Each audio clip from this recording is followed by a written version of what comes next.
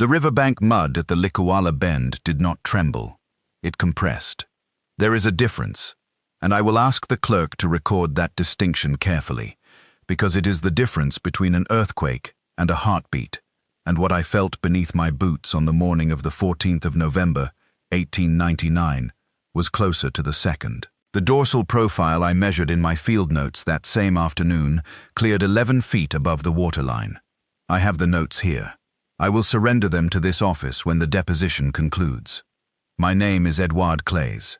I hold the rank of secondary surveyor, grade 2, in the service of the Belgian colonial administration, and I was attached to the Fontaine hunting party under administrative directive from the Leopoldville office, beginning the 3rd of October, 1899. I am 34 years of age. I give this deposition on the 7th of February 1900 at the administrative chambers in Leopoldville, under compulsion of the administrative inquiry convened by Director Moreau following the recovery of the Fontaine party on the 17th of November. I have not been charged with any offense. I have been told this is a fact-finding proceeding.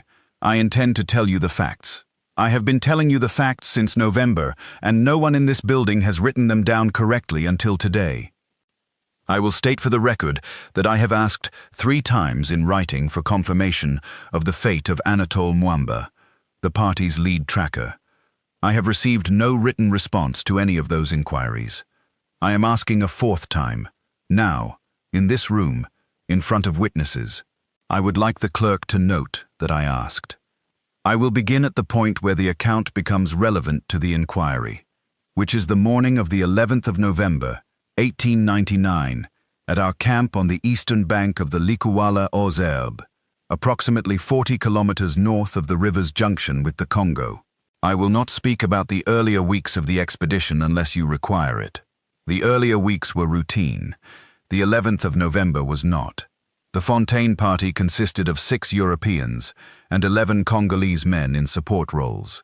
Of the Europeans, Gustave Fontaine, the licensed hunter and party lead, a man of 52 from Ghent, with 3 prior Congo expeditions on his record.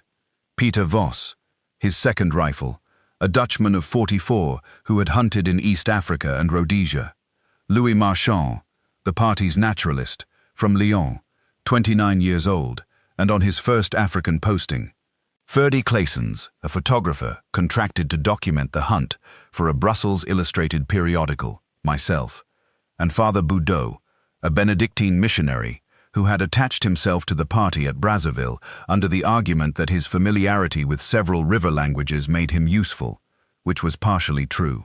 Of the 11 Congolese men, I will only name one for the purposes of this deposition, because he is the only one whose account bears directly on what occurred and whose fate I am still attempting to establish. That man was Anatole Mwamba. He had been working as a river guide and tracker for the colonial administration for 6 years at the time of this expedition. His French was excellent. His knowledge of the Luuala Basin was, so far as I could judge it, without parallel in the party. I want to be clear about Mwamba before I describe the events, because this deposition will be read by people who did not meet him, and I want them to understand that he was not a superstitious man in the way the word is generally applied to Congolese guides in administrative reports. He did not attribute illness to spirits. He did not refuse night travel for ritual reasons. He had crossed the Luuala Basin 4 times previously and had done so, by his own account, without significant incident.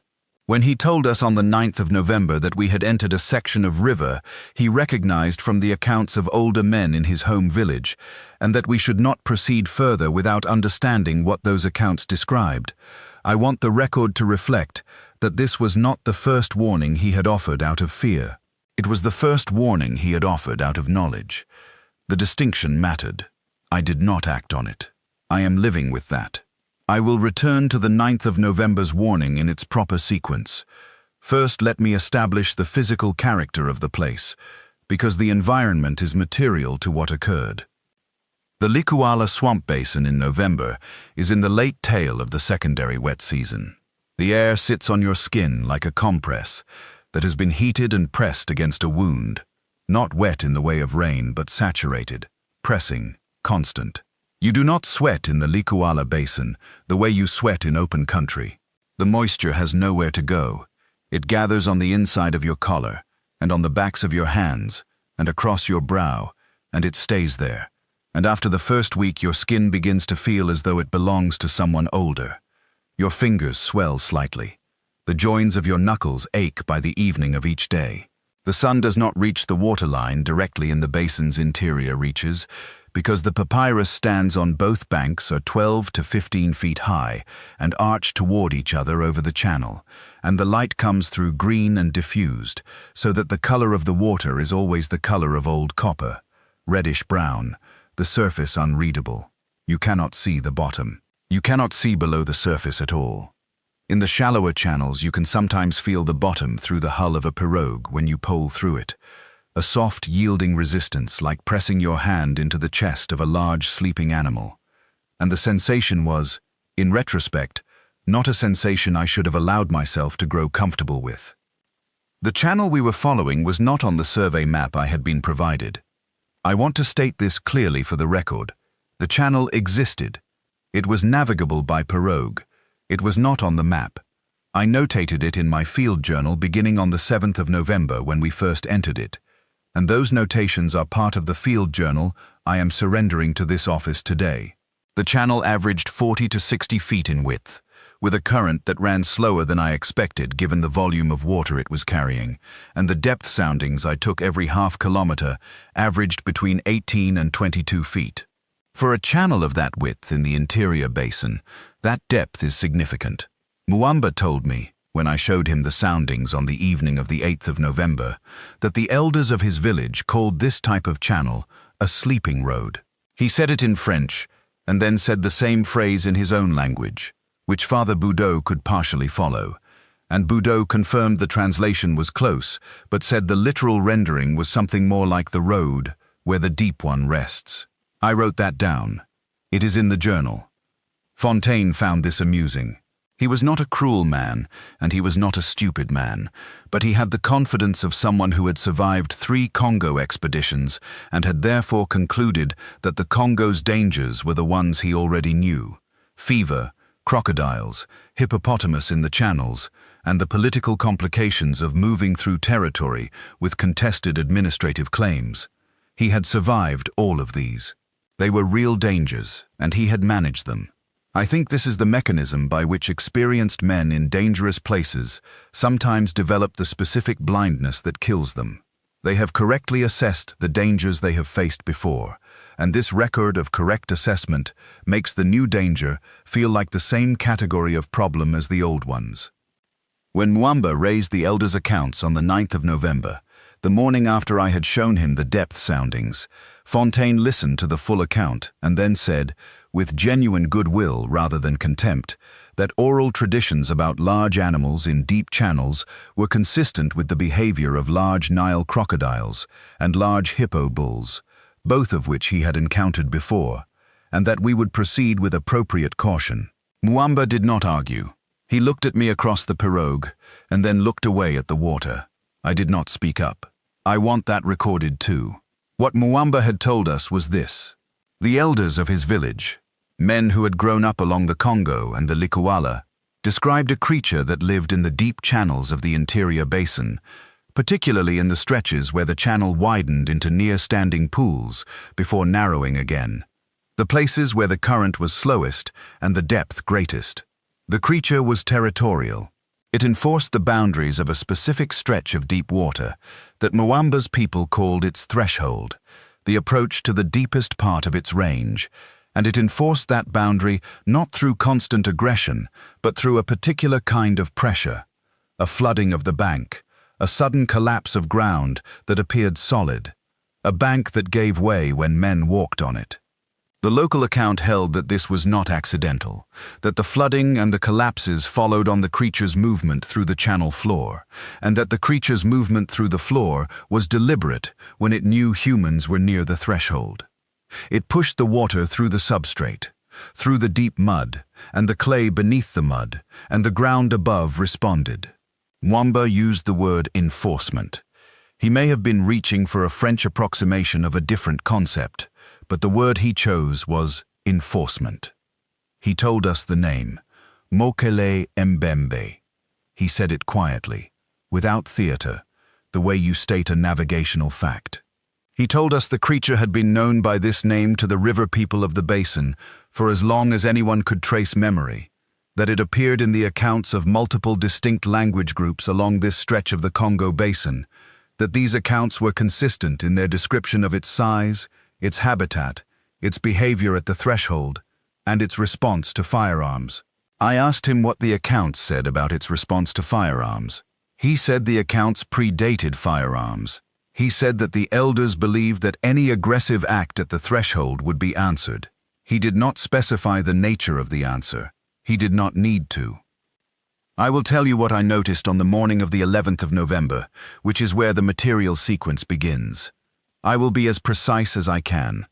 We had camped on the eastern bank on the night of the 10th, on a flat section of ground approximately 30 feet above the waterline, which I had tested for stability before recommending it to Fontaine. The ground was firm. The soil was laterite clay over what I assessed as a compact substrate of older alluvial deposits, the kind of bank formation that is reliable in the basin because it is old enough to have consolidated. I have assessed hundreds of bank sites in 3 years of survey work in this territory. This bank was sound. We staked the camp at dusk and ate and retired without incident. I woke before the others, as I generally do. My habit on survey work is to take a barometric reading and a temperature reading at first light, before the day's humidity makes the temperature reading unreliable. I pulled on my boots and walked to the edge of the bank, perhaps 12 feet from where the flat ground gave way to the slope down to the water. It was perhaps 5 in the morning. The light was the pre-dawn gray that makes the papyrus look silver at the tips. The air temperature was 24 degrees by my thermometer, which was cooler than I expected. The night had been warmer. I noticed the sensation when I was standing still, writing down the barometric reading. It came up through the soles of my boots and into the bones of my feet. Not a vibration in the way of machinery or distant thunder. Closer to a pulse. A single slow compression, as though the ground had taken one deliberate breath beneath my boots and then held it. I stood still for a moment and waited. Nothing further. I looked at the river. The surface was flat. There was no wind, no current disturbance. The papyrus on the far bank was motionless. I wrote a note in my field journal that the substrate at the camp's eastern edge showed unusual resonance characteristics at 0512 hours, and I described what I had felt as precisely as I could, and then I went back to camp and started the cook fire for the morning meal. I did not tell anyone what I had felt. I want to be honest about that. I had a hypothesis. I thought it might be a deep current event in the channel, the kind of pressure wave that moves through saturated substrate when a large volume of water shifts course in a deep channel floor. I had read about this phenomenon in a survey bulletin from the Dutch East Indies. It was a known physical process. I told myself that this was probably what I had felt, and that it was interesting from a geological standpoint, and that I would note it in the survey report. That is how you talk yourself out of the thing you actually know. The second pulse came at 6:15 in the morning, when all 6 of us were eating breakfast at the camp's edge, with the river below us. This one was longer. Not a single breath of the ground, but a slow, rolling compression that began under my feet and moved through my body like the sensation of standing too close to a large bell when it is struck. Not the sound, but the physical consequence of the sound. I saw Muamba put down his tin plate. I saw him look at the river. I saw the way his jaw set. Fontaine was talking about the day's plan and did not stop talking. I said nothing. This is the thing I have to account for in this deposition. I said nothing. By the morning of the 12th, the pulses were arriving 4 and 5 times in the hour before dawn, and they were no longer isolated to the bank's edge. You could feel them anywhere in the camp. Not the same intensity everywhere. Stronger near the water, diminishing as you moved inland, but present. The ground under the campsite had begun to feel different underfoot. Not unstable, not soft, but resonant, as though the clay beneath the laterite had become less a solid surface and more a medium through which something was communicating. I am trying to find the precise language. It felt the way a drumhead feels when you press your palm against it while someone is playing. Not movement, tension, held pressure. Marchand noticed it on the 12th. He was the naturalist. He was 29 and he was meticulous in the way that young men with something to prove to their institutions are meticulous, cataloging everything, measuring everything, preserving specimens with a care that sometimes delayed our progress. He came to me on the morning of the 12th with his notebook open and said he had been recording the pulses since the 11th. He had been timing the intervals. He showed me his notes. The intervals were not random, they were not perfectly regular, but they were patterned, and the pattern was one of gradual compression. The time between pulses was decreasing. It had been 40 to 50 minutes between pulses on the 11th. By the morning of the 12th, it was 8 to 12 minutes. He asked me what I thought was causing it. I told him about the deep current hypothesis, and he wrote it down without looking convinced. He asked me if I had spoken to Muamba. I had not. He said he was going to. I should tell you what I know about Marchand's character, because he is relevant to what happened later, and because he deserves more than a name in a colonial report. He was the youngest European in the party, and the most formal in his professional manner, which I think was a deliberate correction against being taken less seriously than the older men. He did not share Fontaine's easy confidence. He was not afraid, but he was careful in the way that people are careful when they have thought about the ways that things go wrong. He asked questions that the others found unnecessary. He wrote down answers that the others found obvious. This made him, in my judgment, the most alert person in the party, and in this particular situation, alertness was the only advantage any of us had. Marchand came back from speaking with Muamba and told me what I will tell you now. Muamba had said that the pulses were the creature moving along the channel floor. He had said that the creature moved along the floor of its deepest territory in a specific pattern when it was aware of intruders near the threshold, a pattern that began at the furthest boundary of its range and moved inward toward the threshold, each transit closer than the last. The pulses we were feeling were the displacement of the substrate by the creature's passage at depth. The decreasing interval between pulses was the decreasing distance of each transit from our position. Muamba had said that by the morning of the 14th, if we had not begun withdrawal, we would be at the threshold itself, and the creature would come to the surface. Marchand told me this quietly, just the two of us, away from the others. Then he said that he believed Muamba. I told him I was still not certain what the pulses represented, which was not entirely honest. He looked at me for a moment, and then said something I have thought about many times since. He said, "Clays, what would it cost us to leave now and be wrong versus what it would cost us to stay and be wrong?" I did not have a good answer for that. We brought it to Fontaine that evening. I will tell you plainly how that conversation went, because it is relevant to the decisions that followed. Fontaine listened to the full account of the pulses, Muamba's interpretation, and Marchand's timing data. He sat with his hands around his coffee tin and looked at the river while we spoke. When we finished, he asked Muamba directly, in French, what the creature looked like. Muamba described it. He said it was very large, dark-skinned, with a long neck that rose from the water before the body came into view. He said the body was enormous, longer than a pirogue, wider than two men lying end to end. He said the head was small relative to the body, with a wide jaw. He said the accounts described the skin as smooth, not scaled in the way of a crocodile, closer to the texture of a hippo's hide. He said the creature's movements were slow on the surface, but fast at depth. He said that at the threshold, it did not wait to be provoked. Fontaine said, "You are describing a sauropod." He said this without mockery. He said it as a man who has read a great deal and is now holding a piece of information up to the light. He looked at Voss, who was listening from across the fire, and Voss said that Fontaine had been following the Sergi articles in the naturalist journals, the theoretical discussion about the possibility of surviving prehistoric megafauna in the Congo interior.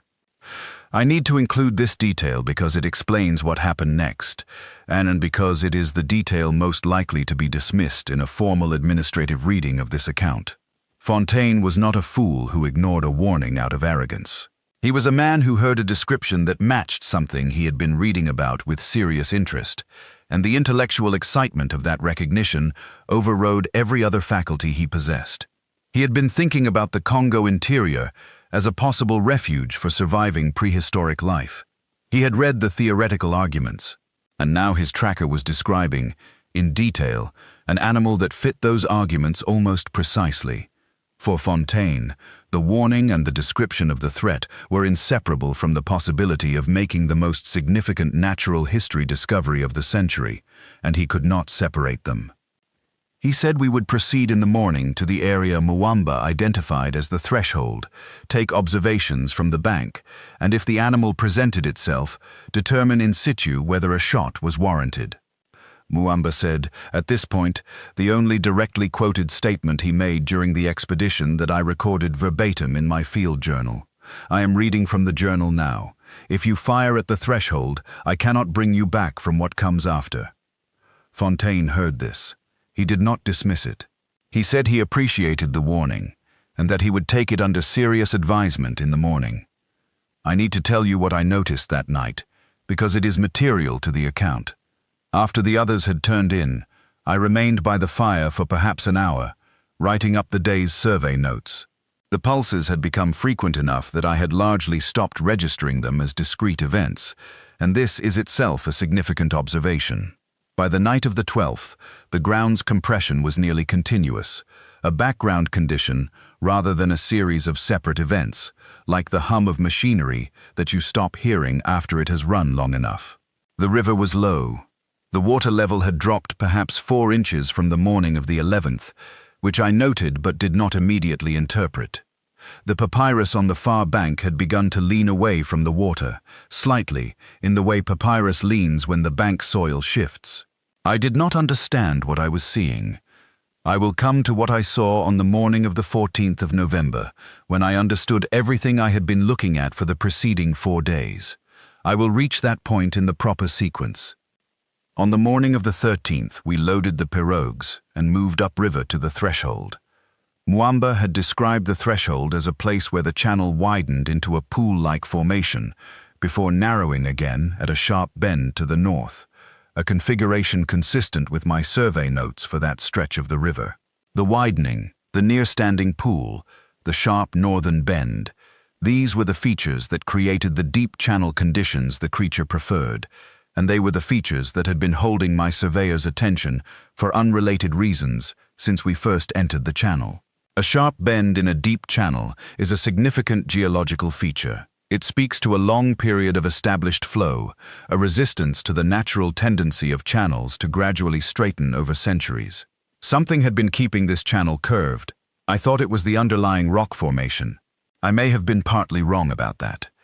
The temperature dropped as we rounded the last long straight section of channel before the bend. I noticed it on my forearms first, then on the back of my neck.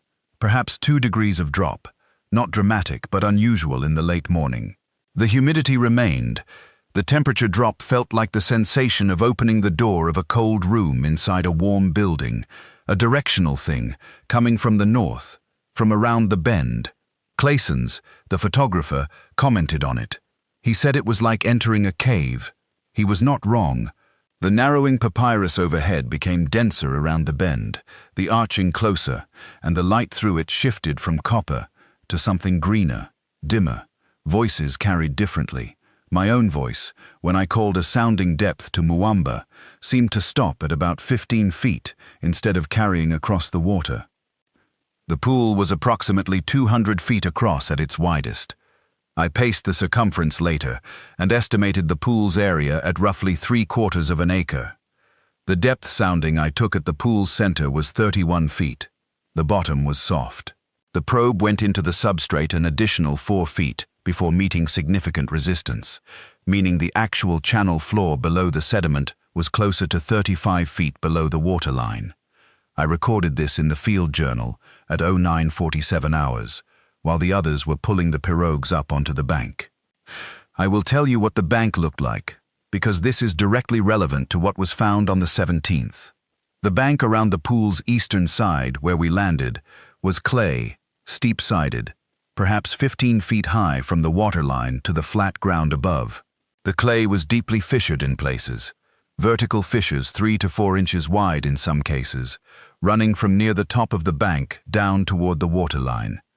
At the base of the bank, where the clay met the water, the fissures opened further, some of them wide enough to admit a man's arm to the elbow. I measured several of these fissures. I noted in the journal that they were consistent with sustained hydraulic pressure from within the bank itself, from water moving laterally through the substrate, which is a known process but one that generally occurs more slowly. These fissures were too fresh. The clay edges were sharp and dry, not eroded. Something had moved through this substrate recently enough that the clay had not had time to soften the fracture lines. Along the bank wall, at a height of approximately 9 feet from the waterline and running in both directions from where we landed, there were parallel scoring marks in the clay. Long, continuous furrows, 4 in number, running horizontally across the bank face at that consistent 9-foot height. Each furrow was approximately 2 inches wide and cut 4 to 5 inches deep into the clay. I measured them. The 4 furrows were spaced at intervals of roughly 14 inches. I measured that also. I wrote down 4 parallel horizontal furrows, 9 feet above waterline, depth 4 to 5 inches, spacing 14 inches. I noted that the scoring was not consistent with crocodile or hippo behavior, as both of those animals contact the bank at the waterline, not at height. I noted that the scoring height suggested whatever made them was in contact with the bank while in the water, which implied a reach of 9 feet or more above the water surface. I wrote, "Origin unknown." I tagged the page with a strip of red thread so I could find it again. I showed the scoring to Marchand. He photographed it with Claessens's camera. He measured the furrow depths and confirmed my measurements to within a quarter inch. Then he called Mwamba over and showed it to him without comment. Mwamba looked at the scoring for a long moment without touching it. Then he said, quietly, that we should not be on this bank. This is the point in the account where I need to report what I did and what I failed to do, because this inquiry requires a complete accounting, and I intend to give one. I spoke to Fontaine. I told him about the scoring. I showed him my measurements and Marchand's photographs. I told him Mwamba's assessment of our position relative to the threshold. I told him that the depth soundings at the pool center were the deepest I had recorded on the entire survey, and that the substrate conditions at the bank base were consistent with recent forceful displacement from within, not from the surface. I told him all of this. I did not tell him that I thought we should leave. I told him the facts and let him reach his own conclusion, which was not the same thing as advocating for the conclusion the facts warranted. I should have said, plainly, we need to go. I said, here is the data. This is the difference that has stayed with me for every day of the 31 years since. Fontaine said we would make camp at the pool's edge, take a full day of observation, and see what the pool offered us by morning of the 14th. The pulses that night were constant. I am not using the word loosely. By 10 o'clock in the evening of the 13th, the ground beneath the camp was in a state of sustained low-frequency compression that never fully stopped between its peaks. It was like trying to sleep on the surface of a large drum that someone was playing very slowly but without pause. The peaks of compression came every 90 seconds to 2 minutes and were measurable in the physical sensation of weight on my chest as I lay on my bedroll. A pressing, a feeling of increased gravity for 3 to 4 seconds, and then a partial release that was not quite relief because the baseline had risen. I did not sleep for more than 20 minutes at a stretch that night. I was not the only one. Voss came and sat by the banked fire at midnight and said nothing for a long time and then said, in Dutch, something that Father Boudot later translated for me as, "The ground is alive under here." I want to be clear about what this sustained compression felt like, because I think the closest description I can give will be the most useful to the inquiry. You know the sensation of placing your hand on the chest of a large animal, a horse or an ox, and feeling its heartbeat through your palm. Not the pulse at the wrist, which is quick and fine, but the whole-body cardiac event of a very large creature, which you feel through bone rather than through skin. It was that. but slower, and moving upward through the ground, rather than outward through a chest wall. The ground was transmitting the movement of something enormous passing through substrate below us, and the movement was slow the way the movement of a very large thing is always slow, not because it is weak, but because it is massive, and its mass means that even a moderate speed represents an enormous force. It was not hurrying. That is the thing that was most difficult to endure. It was not hurrying. The river level dropped another 3 inches overnight. By morning it was down 7 inches from when we had arrived at the pool 2 days earlier. The pool's surface was abnormally still. I had expected some surface disturbance from the sustained substrate movement, rippling at minimum. Instead, the surface was almost glassy, which I could not account for, until I realized that the compression was coming from below and moving upward rather than moving horizontally, and that its effect on the surface was a damping rather than an agitation. The way a hand pressed flat against a drumskin stops the vibration rather than increasing it. At first light on the 14th, Marchand was at the bank edge before any of us. He had been there for an hour, he said, watching. I came to stand beside him, and he pointed at the pool's center without speaking. The water there was moving, not in a wave pattern, not in the surface disturbance of a current. Moving in a slow upwelling, a dome of water rising perhaps 4 to 6 inches above the surrounding surface at the pool's center, and then slowly flattening and rising again, a rhythmic displacement from below that matched the compression pulse exactly. Something was directly below the center of the pool, and it was near the surface. I will tell you what happened in the next 4 hours as precisely as I can, because these are the events the inquiry most needs to understand, and because I want them recorded before I state the parts I am least willing to state. At 07:20 hours, the upwelling at the pool's center increased. The dome rose to 8 or 10 inches above the surface and held there for several seconds, rather than subsiding. The compression under our feet peaked simultaneously, a pressure wave that I felt in my sternum and in the roof of my mouth. A deep resonance, at a frequency I cannot accurately name, but that I can describe as lower than any natural sound I have heard before or since. It was the ground talking, and it was talking at a register that skipped the ears entirely and went straight to bone. At 07:41 hours, the water at the pool's center divided. There is no better way to say this. The surface of the pool parted, not violently, not in a splash or a wave, but in the way water parts around the bow of a very large and very slow vessel, deliberately, with authority, and from the division rose a form that I am going to describe as clinically as I am able, because the inquiry requires it, and because any other approach would not serve the purpose of this testimony. What emerged first was the neck. I say neck because that is the most accurate anatomical category for the structure, though the word does not convey its dimensions. It was cylindrical, smooth-skinned, dark gray in the way wet slate is dark gray, and it rose from the water in a gradual curve, rather than a straight vertical, like the curve of a very large S laid on its side, arcing up from the water and then leveling as it neared the head. The skin was not scaled. It was smooth with visible transverse wrinkles at the curve, the way the skin of a large animal folds at a joint under flexion. It was wet, streaming water in sheets, and the sheets of water falling from it made the only sound in the pool at that moment. I did not hear anything else.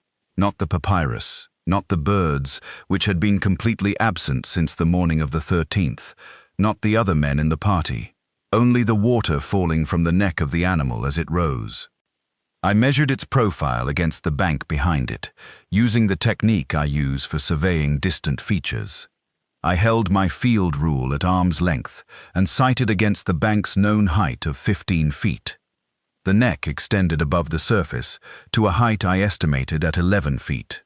The head at the top of it was, as Mwamba had said, small relative to the body, roughly the size and general shape of a large horse's head, but wider at the jaw, and the jaw was held slightly open as it rose, not in aggression, but in the way of a creature that breathes through its mouth when surfacing, and I could see, at that distance, the pale interior of the lower jaw.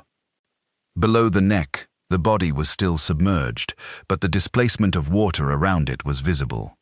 The pool's surface humped up in a shape that extended from just behind the neck's waterline exit point to a distance I paced out later as approximately 45 feet.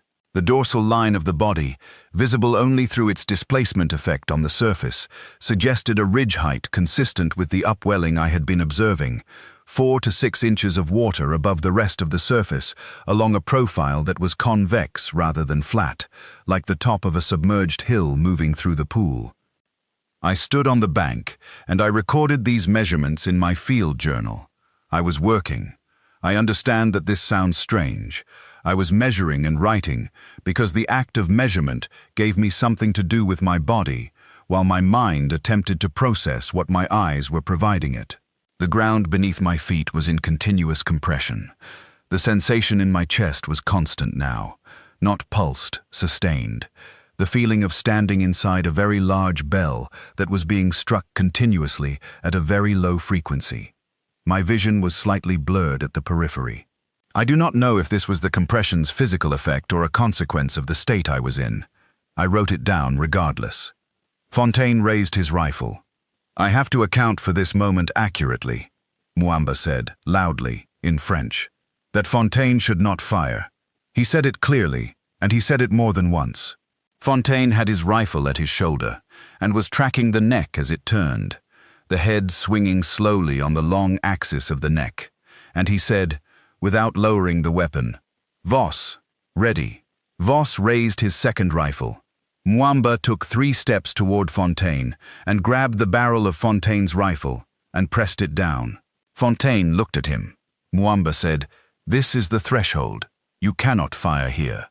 Fontaine took his rifle back. He was not unkind about it. He said, "Anatole, I know what this is. I have been looking for this for 20 years. He fired. The shot struck the neck. I saw the impact. The animal did not go down. It did not recoil in the way a struck animal recoils. It flinched, once, a muscular contraction that ran the length of the visible neck from base to head, and then the head turned. It turned toward the bank where we were standing. I want to be precise about this. The head did not turn in the way an animal turns when surprised and searching for a threat. It turned with a quality of knowledge, directly, without the hunting scan of an uncertain animal. It turned to us the way you turn when someone speaks your name in a room. The ground compression stopped. Completely. After 3 days of sustained vibration, the absence was itself a physical sensation, a sudden lightening, as if I had been carrying a weight I had grown so accustomed to that I only noticed it in the moment of its removal. I felt the solid ground under my feet for the first time in days. And then the creature began to move toward the bank. It did not surface fully. The body remained submerged. The neck moved toward us at the waterline, the head now low, close to the surface, moving with a speed that was entirely inconsistent with the creature's apparent mass. The bow wave preceding it was visible from 30 yards, a wall of copper-brown water rolling toward our bank at a speed I estimated later as 20 to 25 miles per hour. That is the number I wrote in my journal at the time, standing on the bank, watching it come. For a mass that large, that speed is a physical impossibility, according to every hydrodynamic principle I was taught. I am telling you what I observed and what I recorded in the moment. I am not speculating. Fontaine fired again. Vos fired twice. I did not fire. I am not a hunter. The shots produced no visible effect on the creature's approach. Mwamba was already moving. He was moving along the bank to the north, away from the landing point, and he was shouting to the other Congolese men. They went with him. He was the only person in that party who knew what to do in the moment the thing none of the Europeans had believed happened in front of us, and he moved instantly, without the frozen moment that took the rest of us. That frozen moment lasted, I believe, approximately 10 seconds. The bow wave reached the bank, and the bank absorbed it in a surge that came up over the edge and ran across the flat ground to our feet, a warm sheet of river water, and the temperature of it, warmer than the air, snapped me out of the freeze. I ran. I do not know which of the Europeans came with me immediately and which stayed. I know that when the bow wave hit the bank, There was shouting behind me, and one shot, Voss, I think, and the sound of something against the bank that was not the sound of water. A deep lateral impact, not explosive, not instantaneous, a sustained pushing force against the bank face, the clay yielding to something pressing against it from the water side, with enormous, unhurried force. I felt the ground under my running feet shift sideways, a 6-inch lateral displacement, as though the bank itself had moved, and I went down on one knee and caught myself, and got up and ran toward the tree line. I will tell you about the tunnel now, because this is the portion of the account that the recovery team found hardest to explain, and that I have found hardest to explain for 31 years. And yet the explanation, when you follow the evidence I have given above, is not impossible. It is only terrible. The tunnel entrance was in the bank face approximately 60 feet north of our landing point, at the base of the bank where the clay met the water line. It was a natural tunnel, or nearly natural, a collapse or a channel in the clay substrate that opened into a horizontal passage running back into the bank. The entrance was approximately 4 feet high and 3 feet wide at its widest point. I did not see it when we first landed because it was partially obscured by an overhang of root mass from the vegetation above. The Congolese men who followed Mwamba north along the bank had passed it. Mwamba himself, I learned later from the recovery team, had not entered it. Fontaine, Voss, Marchand, Claessens, and Father Boudot entered the tunnel. I believe they entered it in the first shock of the creature's impact on the bank, with the ground moving under them and the bank face yielding, and the tunnel presenting itself as the only visible shelter from something that was pressing the bank inward from the water side. I would have entered it also. If I had been 10 yards further south, I would have entered it. I ran north and they went into the bank, and that is the only reason I am in this room giving this deposition and they are not. I want to address what the recovery team found, because the inquiry has asked me specifically about the condition of the recovered bodies and about my assessment of the mechanism. I was present when the recovery team reached the tunnel on the 17th of November. The tunnel entrance had been partially collapsed, the clay roof of the first 6 feet of the passage driven downward, and below the collapsed section, the 5 Europeans were recovered from a depth of approximately 10 feet below the original bank grade. They were pressed. The recovery team lead, a Lieutenant Defays, used the word uniformly when he described their positioning to me, and uniform is the correct word. They were pressed uniformly downward, not crushed, in the sense of concentrated force, applied to a small area, but compressed, the way something is compressed when an enormous even weight descends onto it from above. The bank above them had not caved in the way of a simple structural collapse. It had descended, intact, as a unit. The scoring on the tunnel walls matched the scoring on the exterior bank face. 4 parallel furrows, 2 inches wide, spacing of 14 inches, running along the tunnel walls at a height of 9 feet from the tunnel floor. The tunnel was not 9 feet high.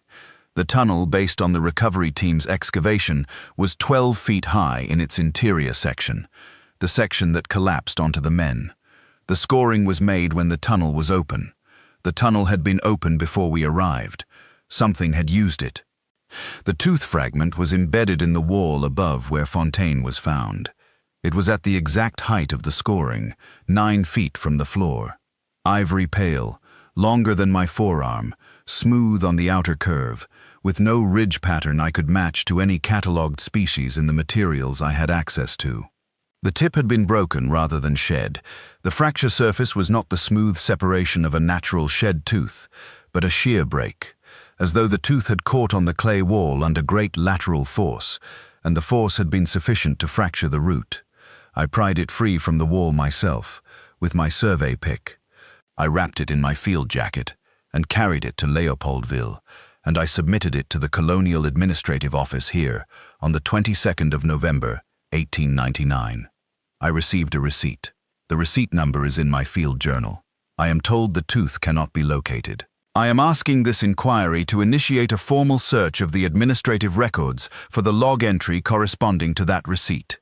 I need to tell you now about Mwamba, about what I did, and about what the recovery team found and did not find. This is the hardest portion of the account, and I will give it without qualification. When I ran north from the bank along the top of the bluff, I ran approximately 200 yards before I found the tree line and went into the trees. I was not alone at that point. 2 of the Congolese paddlers were with me, and we crouched in the trees and listened. What we heard was the sustained impact on the bank continuing for perhaps 90 seconds, and then a silence that was as complete as any I have experienced, and then nothing for a long time. No voices from the bank, no further shots, no sounds from the tunnel. After perhaps 10 minutes in the trees, Mwamba came along the tree line from the south. He had not entered the tunnel. He had done what I believe he always intended to do if the worst happened. He had gone to the top of the bank, above the landing point, and had watched. He did not tell me what he had seen from above, not in that moment. He said we needed to get to the pirogues, which were 60 yards south along the top of the bank, and we needed to go by the trees rather than by the bank edge, and we needed to go now. I had the supply crates, 4 of them, the smallest ones, which had been at the top of the bank near the tree line, because I had moved them there the previous evening to keep them from the moisture at the bank's edge. They were food and survey equipment. I moved 2 of them to the tunnel entrance before Mwamba reached me, stacking them in front of the tunnel's opening as a noise barrier, while I understood the men inside might still be inside. I want to be precise about my state of mind at that moment. I was not certain the men inside were dead. I was not certain the tunnel entrance was the correct barrier point. I was certain that I could hear the compression resuming in the ground beneath my feet, and that the creature was still in the water below, and that I had perhaps 2 minutes before it made another approach to the bank. I put the crates across the tunnel entrance. I told myself it was to create a sound barrier that would mask our escape. I have spent 31 years asking myself if that was the real reason. Mwamba was at my shoulder when I placed the second crate. He watched me do it. He did not speak. He did not try to stop me. He looked at the crates and then looked at me, and then said, in French, very quietly, "There are men in there." I said, "I know." He looked at me for another moment and then turned and went toward the pirogues. I followed him. I did not remove the crates. This is what I need the inquiry to record accurately. Mwamba reached the pirogues before me. The paddlers were already there, 2 of them, and they had a pirogue in the water. I reached the bank above the pirogue landing and scrambled down the slope, and as I came down I heard the compression peak again, the strongest pulse I had felt in the entire 4 days. A full-body compression that briefly took my vision at the edges and that I felt as a physical blow in the center of my chest. And I stumbled on the slope and went down the last 8 feet on my hands and knees and into the pirogue, and the paddlers pushed off. I looked back at the bank. I did not see Mwamba in the pirogue. I shouted his name. I called his name twice across the water. The bank was empty. The tree line was empty. The pirogue was moving with the current, the paddlers working to put distance between us and the pool, and I was calling Mwamba's name toward an empty bank with the ground of the Luuala still moving underfoot through the hull of the pirogue, the vibration transmitting through the wood into my palms as I gripped the gunwale. I did not go back. I am not going to attempt to explain that decision to this inquiry in terms that make it more acceptable than it was. I was in a pirogue moving away from the pool and I did not go back.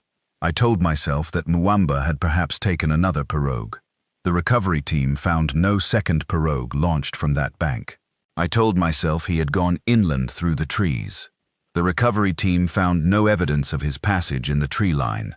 I told myself he was faster than me, more capable than me in that environment, which was true, and that a man who was faster and more capable than me in that environment had a better chance than I did. All of these things I told myself, and none of them are the reason I did not go back. I did not go back because I was afraid, and I have known that since the moment the pirogue went around the first bend and the pool was out of sight behind me. The recovery team found no trace of Mwamba on the 17th of November or in the 3 days following. I was informed of this by Lieutenant Defayes in a written note that I received on the 20th. I wrote my first formal inquiry to this office regarding his fate on the 23rd of November. I wrote the second on the 15th of December. I wrote the third on the 9th of January. I am making the fourth inquiry today, in this room, in front of witnesses. I have not spoken his name outside of these 4 inquiries in 31 years. Each time I speak, it costs me something I do not have a word for. Anatole Mwamba. The inquiry should note that I said his name. I want to address the questions about the tunnel's physical characteristics that were put to me before this deposition began, because the recovery team's report raises those questions and they deserve a complete answer. The tunnel was not a mining excavation. It was not a drainage feature. It was not consistent with any colonial construction activity in the region. Lieutenant Defay's report describes it as a natural passage in the substrate, and that is technically correct in the sense that it was not man-made. But the tunnel was also not a natural geological formation in the way of a karst system or a fault-related void. The walls were scored in a consistent pattern. The floor of the tunnel was compressed laterite, not loose alluvial material as you would expect in a natural subsidence void. The floor had been used. The ceiling height in the interior section, 12 feet, is consistent with the dimensions of the animal I observed, specifically consistent with a body of the lateral width implied by the pool's surface displacement profile, which I estimated at 8 to 10 feet at the widest visible dorsal section.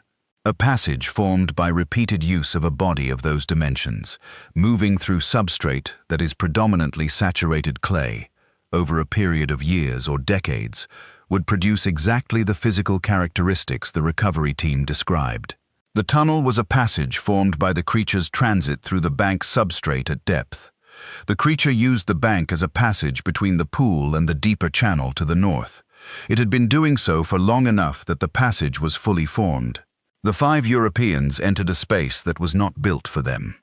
The tooth fragment, if it can be recovered from the administrative records, is the most significant piece of physical evidence from this account. I want to be very direct about this. A tooth of that length and profile, with the morphological characteristics I described in the submission note, is not attributable to any known species of crocodile, hippopotamus, or aquatic megafauna currently catalogued in the scientific literature available to me. I am not a natural historian. Marchand was the natural historian, and Marchand is dead. But I have the survey skill to measure and record accurately, and what I measured and recorded in the submission note is what I measured from the physical object I held in my hands. If the tooth has been lost, I am asking this inquiry to demand a full accounting of its receipt chain from the date of submission. I am going to give this inquiry one additional piece of information that was not in my written statements, because I was not asked for it, and because I was, frankly, uncertain whether including it would damage the credibility of the rest of the account. I am including it now because the deposition is under oath, and because I have decided that an incomplete account serves no one. On the morning of the second day in the pirogue, traveling south toward the main Congo Channel, I felt the compression pulse in the hull of the pirogue. Once, at a distance that I could not estimate, muffled by water and distance, but unmistakably the same sensation I had been recording for 4 days at the pool. It lasted approximately 2 seconds. It came from the north. It did not repeat. I recorded it in the field journal at 0838 hours on the 15th of November, 1899. The journal entry reads, "Single substrate compression pulse, transmitted via hull, origin bearing north, duration approximately 2 seconds, 0838 Hz, Nov 15. No further occurrence. I do not know what to make of it. I am including it because the inquiry has asked for a complete account, and that event occurred. I have nothing further to add to the substance of the account. I am willing to answer questions. I am surrendering the field journal and all survey notes to this office today. I am asking, one more time, that this inquiry formally pursue the question of Anatole Mwamba's fate, and that any response be communicated to me in writing at the address I have provided. I will say one thing that is not a survey observation and not a factual report, and that the inquiry may record or discard as it sees fit. I sealed that tunnel entrance with supply crates to buy 2 minutes of noise cover. I told myself that. I have told myself that for 31 years. But the crates would not have muffled anything meaningful. The sound of 4 Europeans and a Benedictine missionary in a clay tunnel would not have been the thing that drew the creature's attention anyway. The creature was not hunting by sound. It knew exactly where we were. It always had. The crates were not a tactical decision. They were something else. And I have been honest enough with myself over 31 years to know what they were, even if I cannot say it plainly in a deposition room. I told a man who had begged us to leave 2 days earlier, a man who had been right about every single thing from the moment he said the word Mokèlé-mbèmbé, that I knew there were men in that tunnel, and then I walked away. The creature is still in the Luuala Basin. I have no doubt about this. I have no doubt that the section of the river we entered in November of 1899 is exactly what it was before we entered it, which is territory. We were there for 11 days. It has been there, if Muamba's account of the elders' knowledge is accurate, for as long as anyone who has lived along that river can trace memory, and the memory of river people in the Congo Basin goes back a very long way. We came in with rifles and survey instruments, and the conviction that our equipment was adequate to any problem the territory could present us with, and the territory presented us with a problem our equipment had no relationship to whatsoever. I carry the field journal. I kept it. I could not give it up. It is the only evidence that Muamba was right, that everything he said was accurate, that a man who knew exactly what was happening and said so clearly at every stage of the escalation, who grabbed the barrel of a rifle to try to prevent the moment that killed his employers, was not heard, and then was gone, and 3 letters asking after him produced nothing from this office but silence. The journal is his witness too. I want that understood. There is a page near the back of the journal, after the last entry I made before reaching Leopoldville, where I wrote his name. Just his name, Anatole Muamba. I wrote it so that the journal, which this office is going to archive and probably never open again, would contain a record that he existed, and that he was there, and that he was the only person in the Fontaine party who understood what we were dealing with from the first moment he heard the word threshold. That is all I have to say. I am done.